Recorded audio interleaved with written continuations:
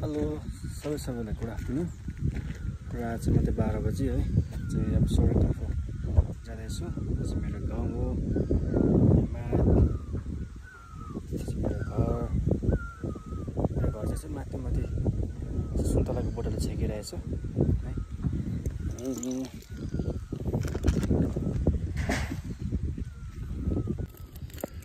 यो चाहिँ मेरो बाइक पनि पुरा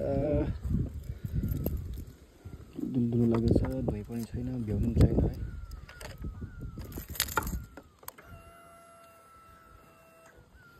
मेरो बाइकको साउन्ड सुन्नुहोस् कस्तो छ भने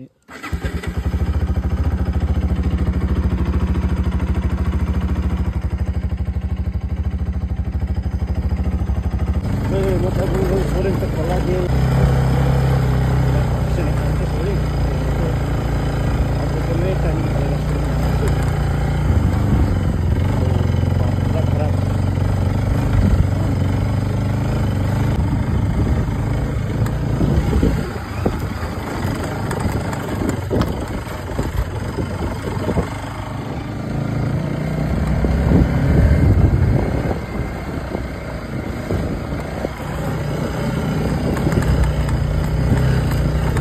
ला भाइ तँ कहाँ गएको भाइ? म सोरेङ गएर यहाँसम्म पछि रहेछ। एकछिन फोन कल आएको थियो, फोन यसो रिसिभ गर्ने भएको भाइ पछि रहेछ। यस्तो छ कि भाइ मलाई कहीँ छोड्ने मलाई मान्दैन। यो सोरेङ गएको भाइ हेर तल कुकुर टोकेर मार सोरेङ भाइ। अब त कसरी जाने मसँग सोरेङ भन्दा भाइ? लु न मेरो बेल्ट छ, न मेरोमा चेन छ, तर कसरी लाने म सोरेङ? अब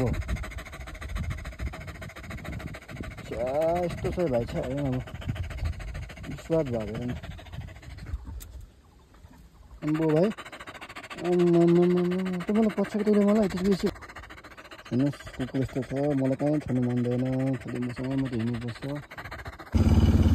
र अहिले चाहिँ हामी चाहिँ यहाँ गोडाखोप पुग्यो है। यहाँ मेरो भाइसँग मेरो भाइ हुन्छ है। अनि हामीले साथ छोड्दैन हो, त्यो बेला पनि यसो घुमाउँदै हिँडेको है।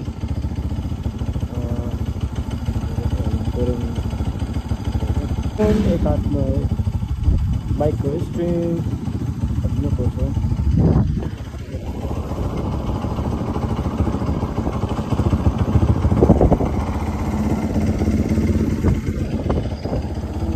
फोन त भाइ ओके छिर्यो ठुले भाइ पछ्याएर नि हेर यतिको के सोर्ने पुग्ने मुखी भाइ ले मलाई पछ्याएर ढिलो गरायो र केही छैन बिचरा उसलाई पनि। हेलो, र अब हामी चाहिँ सोरेङ पुगेर ब्याक टु होम है। अब हामी घर फर्किँदैछौँ सोमबारेपट्टि। सोरेङमा चाहिँ मैले भिडियो गर्न पाइनँ किनकि मेरो साथमा मेरो भाइ थियो है। भाइ यसको नाम चाहिँ भाइ हो है। यसले सबैले भाइ भन्यो भने डल्लै गाउँमा चिन्छ, छिमेकी गाउँमा सबै फेमस छ यो भाइ भनेपछि चिनिहाल्छ है। यसले चाहिँ मलाई कहीँ छोड्दैन। यसले के हेरेको भाइ? भाइ इधर न, अब जाउँ ल के देख्छ यसले? को देख्यो यसले? भाइ ओइ हामी निक्लेको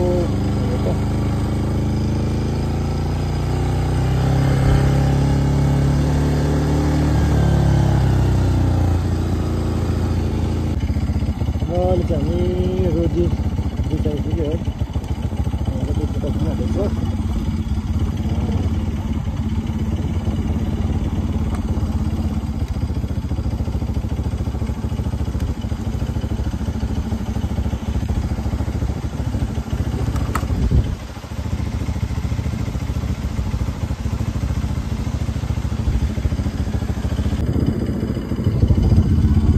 चाहिँ अब हामी रुम बुक पुग्यो है।